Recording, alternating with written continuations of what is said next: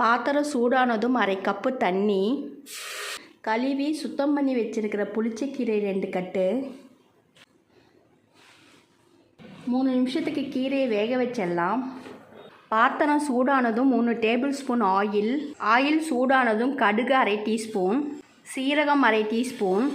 கடுகு சீரகம் பொரிஞ்சதும் சின்ன வெங்காயம் 1 கப்பு, பூண்டு பல், கறிவேப்பிலை, பச்சை மிளகாய் 8, தக்காளி 3. வெங்காயம் தக்காளியை 3 நிமிஷத்துக்கு நல்லா வதக்கியாச்சு. வேக வச்சிருக்கிற புளிச்சக்கீரையை சேர்த்துருவோம். தேவையான அளவு உப்பு நல்லா கலந்து விட்டாச்சு. 3 நிமிஷத்துக்கு குக் பண்ணிடலாம். 3 நிமிஷத்துக்கு நல்லா குக் பண்ணியாச்சு. மத்து வச்சு கடைஞ்சிடலாம்.